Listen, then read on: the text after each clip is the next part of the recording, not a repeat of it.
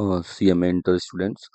सो आज से मैं आप लोगों के लिए आपका जो टैक्सेशन का पेपर है उससे रिलेटेड वीडियोस बनाने वाला हूँ। सबसे पहले हम इस सीरीज़ में आपका जो लेटेस्ट जो भी अटेम्प्ट हुआ है दिसंबर 25 उसके पेपर का पूरा एनालिसिस करेंगे और इससे एक आपको आइडिया लगेगा कि एग्ज़ाम में किस टाइप के क्वेश्चंस आते हैं और आपको कैसे प्रिपरेशन करनी है।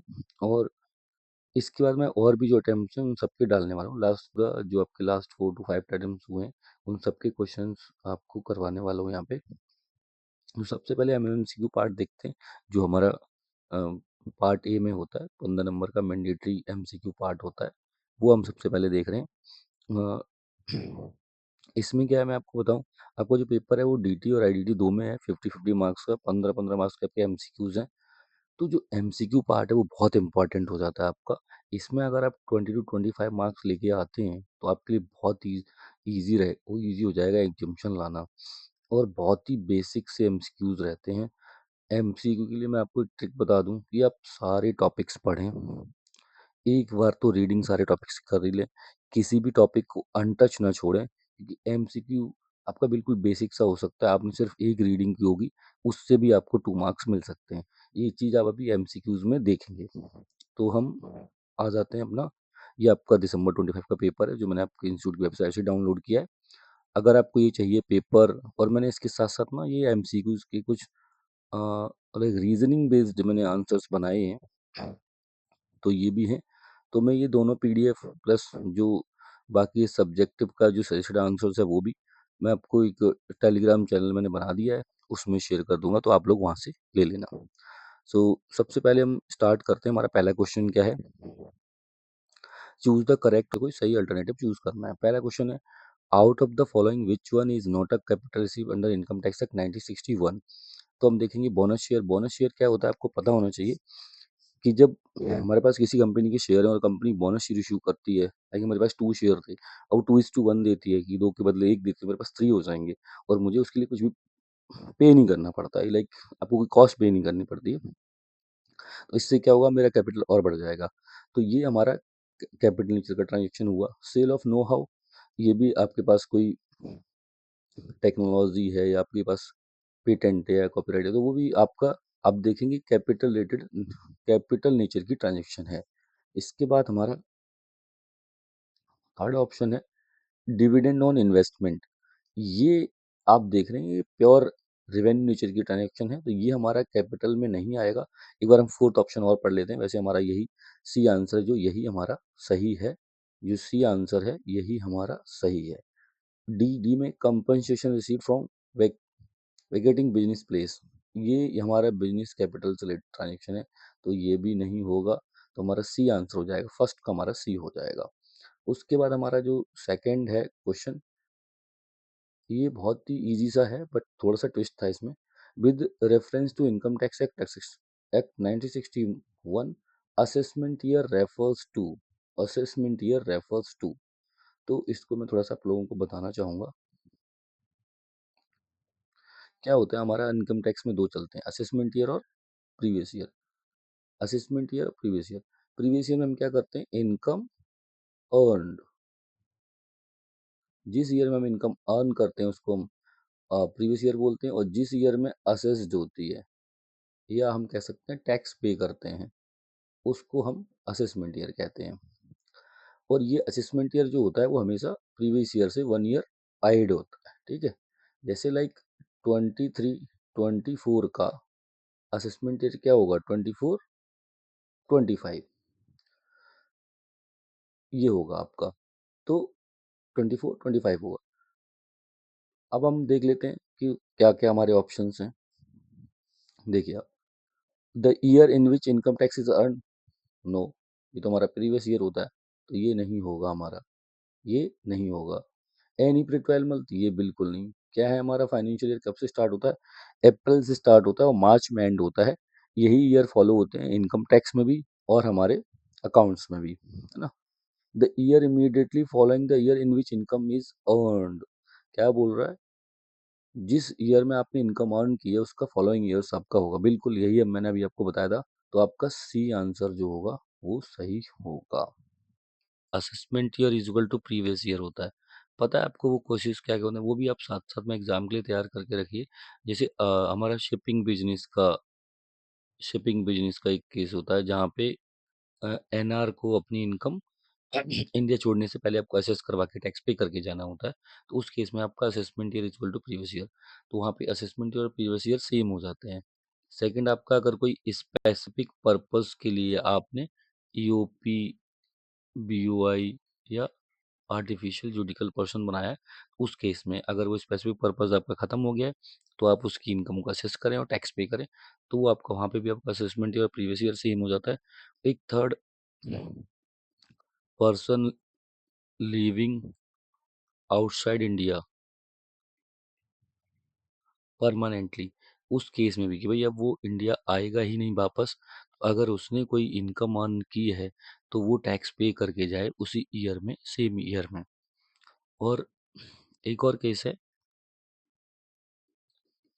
जहाँ कोई पर्सन अपनी प्रॉपर्टी सेल कर रहा है, अवॉइडेंस ऑफ टैक्स, टैक्स को अवॉइड करने के लिए अगर कोई अपना सेल प्रॉपर्टी सेल वगैरह कर रहा है, तो उस केस में भी असेसिंग ऑफिसर चाहे तो उसको सेम ईयर में टैक्स पे करवा सकता है। तो वहाँ भी आपका असेसमेंट ईयर और जो प्रीवियस ईयर है वो सेम हो जाएगा। तो ये भी आपको एग्जाम पर्पज से याद रखने हैं। अगर कोई person living outside India permanently कर रहा है तो हो गया, शिपिंग बिजनेस हो गया, ईओपी बीओआई हो गया। तो एक आपका और होता है, फिफ्थ फिफ्थ होता है आपका डिसकंटिन्यूड ऑफ बिजनेस।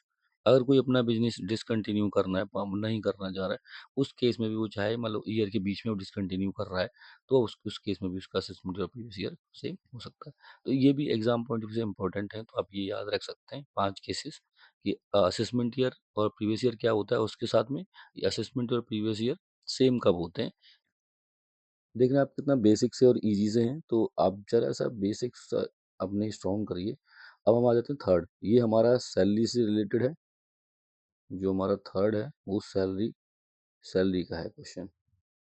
तो थर्ड में आप देखेंगे as per provision of income tax 1961, if a domestic servant is engaged by the employer, salary paid by him, the prerequisite is, ये कह रहा है अगर डोमेस्टिक सर्वेंट की अगर सर्विस दी है और एम्प्लॉयर ने उसको पे किया है और salary is paid by him, उसकी सैलरी जो है एम्प्लॉयर पे कर रहा है, तो परक्विजिट जो होगा वो टैक्सेबल किसके हैंड पे होगा। तो ये क्या है, इसमें उन्होंने बोला नहीं है क्लियरली, बट इसमें ये क्या है, मतलब हम ऑप्शंस पढ़ेंगे तो हमें क्लियरली पता चल जाएगा। ये बात कर रहा है कि जो डोमेस्टिक सर्वेंट की जो सर्विस है वो किसी एम्प्लॉय ने अवेल की है, बट उसका जो पे किया है वो एम्प्लॉयर ने किया है, तो उस केस में एम्प्लॉय के हैंड में उसका परक्विजिट क्या होगा, टैक्सेबल होगा क्या होगा। तो देखेंगे आप, एक taxable in the extent of ₹120 पर person in the hands of all employees, नहीं ऑल एम्प्लॉइज के हैंड में क्यों टैक्सेबल होगा। Taxable in the hands of all employees नहीं, बिल्कुल ये भी गलत हो जाएगा, जब फर्स्ट वाला गलत है तो ये भी गलत हो जाएगा। ठीक है, तो ये बिल्कुल गलत है आपका। उसके बाद C, taxable in the hand of specified employees, बिल्कुल जो आपका सी आंसर है ये सही होगा। जो स्पेसिफाइड एम्प्लॉइज है उसी के हैंड में ये टैक्सेबल होगा जिनको ये सर्विस मिली है, और यही आपका सी हो जाएगा। Four, do not taxable in the hands of both employees, ये वाला बिल्कुल नहीं, तो आपका सी आंसर है वो सही हो जाएगा। फोर्थ भी बड़ा बेसिक्स है, आप अगर आपने 54 जो एग्जामिशन सीरीज है उसको अगर उसके बेसिक्स भी पढ़े होंगे तो ये 2 नंबर आपके फ्री के थे बिल्कुल। exemption from capital gain under income under section 54 of income tax act 1961 shall not be allowed if the assessee on the date of transfer owns, date of transfer पे assessee के पास कितने घर होने चाहिए।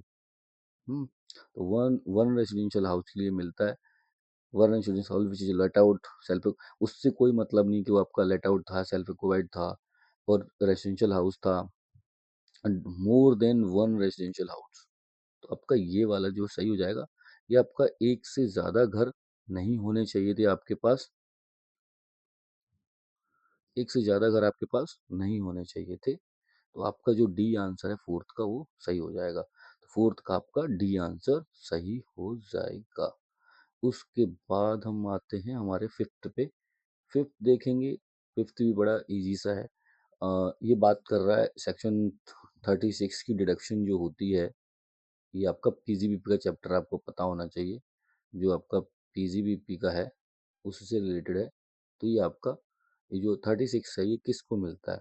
तो आपको ही पता होगा ये कंपनीज के लिए डिडक्शन है। तो आपका जो सी ए आंसर है ए वो सही हो जाएगा। तो आपका फिफ्थ का ए आंसर बिल्कुल सही होगा क्योंकि 36 जो डिडक्शन है वो कंपनीज को केस में मिलती है।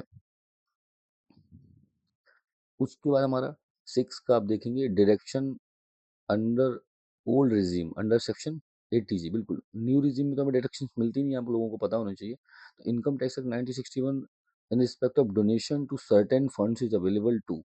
जो 80 की डोनेशन की डिडक्शन है वो किसको मिलती है? रेसिडेंट इंडिविजुअल को मिलती है, only individual HUF, only Indian residents? जी नहीं, ये सबको मिलती है, ऑल एसएससी। तो आपका जो सिक्स का आंसर आपका बी सही हो जाएगा। बी आंसर आपका। देख रहे हैं आप कितना बेसिक था। अगर आपने एटीजी को सिर्फ पढ़ा भी होता ना, आपको उसकी कैलकुलेशंस और वो सब आपको जानना ही है, लिमिट्स वगैरह आपको कुछ जानना ही नहीं था। आपको सिंपल ये बेसिक्स अगर इसका पता होता तो आपको 2 नंबर मिल गए होते। ऐसे ही आपने अगर पीजीबीपी चैप्टर को पूरा पढ़ा होता से सारे सेक्शंस उसके, तो ये 2 नंबर आपके फ्री के थे। तो आप देख रहे हैं आपको सिर्फ एक रीडिंग भी अगर आप अच्छे से कर लेते हैं तो भी काफ़ी सारे मार्क्स आपके जो टैक्स में है वो एमसीक्यू में आपको मिल रहे हैं। डीटी में तो अभी तक मुझे ये लग रहा है। अब आते हैं हम सेवेंथ। हमारा सेवेंथ है हमारा। सेवेंथ बड़ा इजी सा है, आप देखेंगे which which among the following is not difference between direct tax and indirect tax. ये कह रहा है इनमें से कौन सा डिफरेंस ऐसा है जो direct tax and indirect tax के बीच में नहीं है। मतलब हमारे जो हमें चार ऑप्शंस दिए हैं वो डीटी और आईडीटी के डिफरेंसेस दिए हैं। अब इनमें से ये बताना है कौन सा डिफरेंसेस नहीं है। ठीक है। तो burden of tax can be shifted in indirect tax where is direct tax it can not be shifted. बिल्कुल जो बर्डन है वो डायरेक्ट वो इनडायरेक्ट टैक्स में शिफ्ट किया जा सकता है, बट आपका इनडायरेक्ट टैक्स में पॉसिबल इनडायरेक्ट डायरेक्ट टैक्स में पॉसिबल नहीं है। कैसे? अब जैसे जीएसटी में क्या होता है कि जीएसटी पे कोई और करता है बट कलेक्ट कोई और करता है। एंड कंज्यूमर जो होता है उसके ऊपर बर्डन जाता है इनडायरेक्ट टैक्स में, बट उसका कलेक्ट करके गवर्नमेंट को पे करने वाला कोई और है। ठीक है। जैसे जो रजिस्टर्ड पर्सन है वो एंड कंज्यूमर से जीएसटी कलेक्ट करेगा और उसको आगे पे करेगा। तो बर्डन एंड कंज्यूमर पे है बट पे कोई कलेक्ट और पे कोई और कर रहा है। बट डायरेक्ट टैक्स में ऐसा नहीं है। डायरेक्ट टैक्स में जो इनकम अर्न करेगा उसको ही पे करना है। वो अपना बर्डन किसी और पे ट्रांसफर नहीं कर सकता। Direct tax is progressive, indirect tax is regressive. क्या मतलब है इसका? भाई देखो डायरेक्ट टैक्स में क्या है, जिसकी जैसे इनकम बढ़ती जाएगी उसके हिसाब से उसकी टैक्स लायबिलिटीज बढ़ती जाएगी। अगर इनकम कम होगी तो उसकी टैक्स लायबिलिटीज भी कम होगी या इवन जीरो होगी। अभी जैसे हमारा लिमिट पिछले 24-25 के लिए हमारी लिमिट 7 लाख तक टैक्स हमारा एग्जाम था। अब 25-26 फाइनेंशियल ईयर के लिए 12 लाख तक की हो गई लिमिट। बट इनडायरेक्ट टैक्स में ऐसा नहीं है। इनडायरेक्ट टैक्स सबके लिए सेम है। अगर आप आपकी इनकम ज़्यादा है तब भी आपको सेम रेट से पे करना है, कम है तब भी आपको सेम रेट से पे करना है। इसलिए ये regressive in nature. In indirect tax evasion, indirect tax evasion is possible, whereas tax evasion is not possible in indirect tax। ये थोड़ा सा मुझे टेक्निकली सही नहीं लगा, मतलब उतना कॉन्सेप्चुअली भी सही नहीं है। ऐसा नहीं है, दोनों में टैक्स इवेजन पॉसिबल है। बट हाँ ये कह सकते हैं एंड कंज्यूमर के एंड पे जीएसटी में टैक्स इवेजन पॉसिबल नहीं है। लाइक आपको अगर कोई चीज़ लेनी है तो आप ऐसा नहीं कर सकते कि आप जीएसटी की चोरी कर लें, आपको देना ही पड़ेगा जीएसटी। क्योंकि जो कलेक्टर है वो आपको तभी आपको गुड्स या सर्विस देगा जब आप उसको जीएसटी के साथ अमाउंट उसका पे करेंगे। बट इवेजन पॉसिबल है कलेक्टर के एंड पे। मान लो जिसने हमसे जीएसटी कलेक्ट किया और उसने पूरा जीएसटी आगे नहीं पे किया, तो इसका एंड कंज्यूमर जो है बी टू सी कंज्यूमर जो है उसके पास इसको क्रॉस चेक करने का कोई तरीका नहीं है। अनलेस वो जाके गवर्नमेंट को कंप्लेंट करे, गवर्नमेंट चेक करे। बहुत मतलब है ही नहीं, बहुत कॉम्प्लिकेटेड है। कोई सिंपल और सीधा वे है ही नहीं ये पता करने का कि आपने जो गुड्स या जो चीज़ें खरीदी हैं अगर आप अनरजिस्टर्ड हैं और आपने जो भी कुछ कोई गुड्स या सर्विस ली है उस पे आप जीएसटी पे करके आए हैं, वो जीएसटी गवर्नमेंट तक पहुंचा है या नहीं पहुंचा है इसका पता करने का एंड कंज्यूमर के पास कोई वे नहीं है। तो ऐसा नहीं है, टैक्स इवेजन कलेक्टर के एंड पे पॉसिबल है। जो रजिस्टर्ड पर्सन है वो टैक्स इवेजन कर सकता है इनडायरेक्ट टैक्स में भी, तो ये पॉसिबल है। बट एंड कंज्यूमर के एंड पे ये पॉसिबल नहीं है। बट एंड कंज्यूमर पॉसिबल नहीं है। तो इसलिए जो आपका सेवंथ का आंसर है वो आपका डी आंसर सही होगा। इसमें लिखा देखो, direct tax are impose by central government and very indirect tax are solely impose by the state government, नहीं, सोली इम्पोज बाई द नहीं है, इसमें दोनों गवर्नमेंट शामिल हैं, सेंट्रल भी है, स्टेट भी है। ऐसे भी डायरेक्ट टैक्स में भी कहीं पे कहीं कुछ जगहों पे स्टेट गवर्नमेंट के पास, लाइक एग्रीकल्चर हो गया है, कुछ जगहों पे उसको पावर है। जैसे आप देखते हैं यूनियन लिस्ट, कंकरेंट लिस्ट, जहाँ पे दोनों गवर्नमेंट्स को पावर है जीएसटी वो टैक्सेशन रिलेटेड लॉज बनाने की। तो इसका डी आंसर सही होगा, आप देखेंगे 7th का आपका डी सही होगा। अब आ जाते हैं हम 8th पे। As per GST law services made by old age home by run old age home run by central government, state government entry under section 12 income tax 1961 resident for consideration up to is exempt provided that consideration charge inclusive charge boarding lodging and maintenance। उसमें जो उसमें किस amount तक की deduction मिलती है तो आपके पता होना चाहिए। ये आपका बी आंसर है इसका सही, 25,000 पर मंथ पर मेंबर। तो आपको ये याद रखना है पर मंथ है और पर मेंबर है। यहाँ पे पर एनम बोल के आपको कंफ्यूज कर रहे हैं प्लस अमाउंट में। तो आपको 25,000 याद रखना है और पर मंथ और पर मेंबर याद रखना है। तो ये हमारा 8th का बिल्कुल, आपने अगर डिडक्शन जो एग्जाम्शन चैप्टर है उसको एक बार गो थ्रू कर, उसमें से कुछ ना कुछ आता ही एग्जाम में वो इम्पोर्टेंट, तो एक बार आप गो थ्रू करके जाएंगे सारी इंपॉर्टेंट एग्जाम्शंस, तो उसमें आपको ये एमसीक्यूज में आपको बहुत हेल्प करेगा। उसके बाद हम आ जाते हैं 9th पे हमारा। ये बहुत ही इजी सा क्वेश्चन है, आपको पता होना चाहिए ये हमारा कॉस्ट अकाउंटिंग स्टैंडर्ड से रिलेट करता है। Cost of production, rule 30 of CGC rule provide the value of supply of goods services both rate cost shall be percentage of cost of production और maintenance of the cost of acquisition such goods of the cost of acquisition relate to. ये 110 है, ये बहुत time से ये question आता ही रहता है कहीं ना कहीं। तो 110%, तो आपका ये 9th का जो आपका आंसर है वो डी होगा, डी होगा। इसके बाद हम 8th हम कर चुके हैं बिल्कुल। 8th का हमारा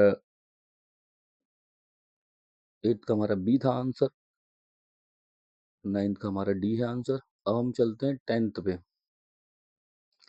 under the GST law place of supply of any service when is provide to board और रेल शैल बी। तो इसमें क्या होता है, जो जहाँ से हम फर्स्ट जर्नी हमारी स्टार्ट होती है वही हमारा होता है। तो जो हमारा 10th का आंसर है, तो आप देख सकते हैं the first schedule point of departure. तो जो हमारा first schedule point of departure है वही हमारा होगा। तो जो हमारा हमारा बी हो जाएगा इसका सही answer. Input tax credit I shall not be available if the same is not reflected in of the registered person GSTR two B. क्या है आपका जीएसटीआर टू बी। थोड़ा सा मैं आपको इसके ये बता दूं कि मैं एज ए प्रैक्टिसिंग इस चीज़ों को हम बहुत ही अच्छे से जानते हैं, तो मैं आपको थोड़ा सा एक्सप्लेन कर दूं इसमें। जीएसटीआर 1 जब आप फाइल करते हैं, सपोज ए ने जीएसटीआर 1 फाइल किया और बी रजिस्टर पर्सन को उसने कुछ सेल किया था। अब ए का सेल बी का क्या बनेगा, परचेज। तो जीएसटीआर 2 बी में वो आ जाएगा बी के। बट वो कब आएगा, जब ए अपना जीएसटी रिटर्न टाइमली फाइल कर देगा। 11th होता है मंथली के लिए और क्वार्टरली होता है 13। ठीक है, 11th या 13 से पहले उसको फाइल करना है, तो उसकी वो जीएसटीआर 2 में रिफ्लेक्ट होता है, मतलब 14 या 15 को। 11 और 12 13 तक फाइल होता है, तो 1 और 2 डेज चाहिए होते हैं उसको सिस्टम को उसमें अपडेट करने के लिए। अगर वो फाइल नहीं करेगा तो वो जीएसटीआर 2 में नहीं शो करेगा। फाइल अगर नहीं करता है तो आपको जीएसटीआर 2 में दिखेगा, 2 बी में तभी दिखेगा जब वो रिटर्न फाइल कर देगा। और आप इनपुट तभी ले सकते हैं जब आपको वो 2 बी में रिफ्लेक्ट करेगा। बट आपको बिल उसने ऐड किया नहीं किया, वो जीएसटीआर 2 में दिख जाएगा। अब इसमें क्या है कि जैसे आपको 11 से पहले देखना है, 13 से पहले देखना है, तो उस केस में आप क्या कर सकते हैं, जीएसटीआर 2 में देख सकते हैं कि उसने बिल ऐड किया कि नहीं किया। तो जीएसटीआर 2 में पहले फाइल होने से पहले दिख जाता है, इंस्टेंट दिखता है। सामने वाले ने बिल ऐड किया बट अभी रिटर्न फाइल नहीं की, तो आपकी जीएसटीआर 2 में दिख जाएगा। फाइल होने के बाद आपकी जीएसटीआर 2 में आ जाता है।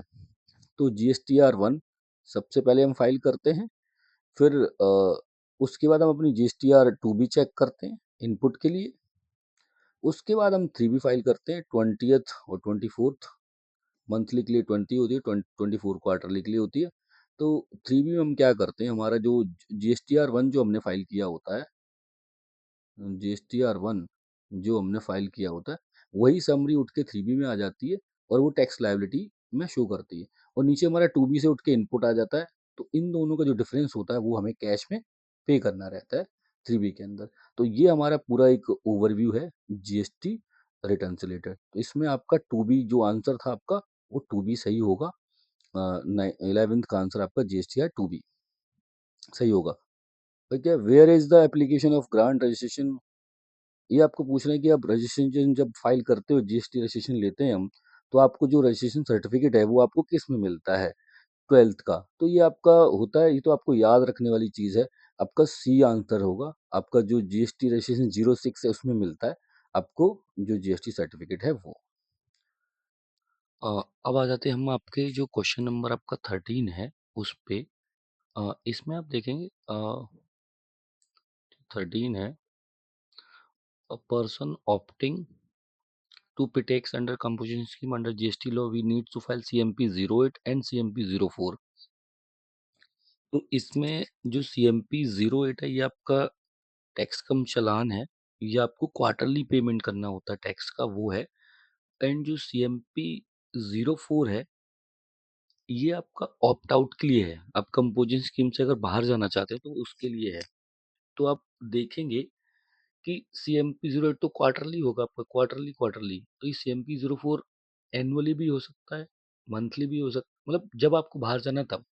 अब दो कंडीशन होंगी, या तो आपको वॉलेंटरी बाहर जाना है तो फिर तो आप ईयर एंड के बाद ही जाएंगे, या फिर आपको जब आपकी लिमिट क्रॉस कर गई, आप CMP में 04 में उसमें कंपोजिशन स्कीम में आप रह ही नहीं सकते, तो आपको कभी भी बाहर जाना पड़ सकता है। तो इस केस में आपके दो आंसर सही हैं, बी और डी। बी और डी, तो इनमें से आप कोई सा आंसर सही, डी ज़्यादा सही है। बट इंस्टीट्यूट ने चारों आंसर कर रखे हैं, पता नहीं किस लॉजिक से कर रखे हैं, पर इंस्टीट्यूट ने ऐसे कर रखा है। अब हम आ जाते हैं हमारे 14 जो है आंसर उस पे। With reference to custom act 1962 what is the limit of exclusive economic zone of India from the base line. ये आपका 200 नॉटिकल माइल्स होता है, ये आपको याद रखना पड़ेगा। और 1 नॉटिकल माइल्स में आपके 1.8 समथिंग किलोमीटर्स होते हैं। ऐसे नहीं चलता जैसे नॉर्मल हम रोड पे किलोमीटर्स देखते हैं, वैसे नहीं, ये उससे ज़्यादा होता है। तो 1 nautical miles is equal to 1.8 something kilometres. As per section 8B of the Custom Tariff Act 1975, the total period of levy safeguard duty is restricted to years, 10 years। 6 to 7 होता नहीं है किसी भी जनरली। तो आप अगर आपको एलिमिनेशन भी लगाना, अगर एग्जाम में याद नहीं आ रहा था तो 5 या 10 में से करना था, तो आपका 10 years है जो वो सही आंसर है। सो आपके MCQs क्लोज होते हैं। मैं पार्ट 1 में आपके सिर्फ MCQ डाल रहा हूँ, पार्ट 2 में इसका लेके आऊँगा। उसमें आपके मैं सब्जेक्टिव जो जो बाकी हमारा 70 मार्क्स का है वो मैं डिटेल्ड आपको सारा सोल्यूशन प्रोवाइड प्रोवाइड करवा दूंगा। अभी मैं आपका ये पार्ट 1 डाल रहा हूँ, और ये प्लस जो MCQ के जो मैंने आंसर भी बनाए हैं ये भी, प्लस ये DT का ये क्वेश्चन पेपर, ये मैं टेलीग्राम चैनल में डाल दूंगा। तो आप लोग खुद से सॉल्व करें और कॉन्सेप्ट पढ़ें। उसके बाद बाकी मैं सोल्यूशन इसका डालने वाला हूँ, जल्दी मैं रिकॉर्ड करके इस वीकेंड तक डाल दूंगा आपका पार्ट 2 में। आपका पूरा 70 मार्क्स का सारे क्वेश्चन सॉल्व, एक एक क्वेश्चन हम डिस्कस करेंगे और डीप में कॉन्सेप्चुअली डिस्कस करेंगे। ठीक है, थैंक यू, बाय बाय।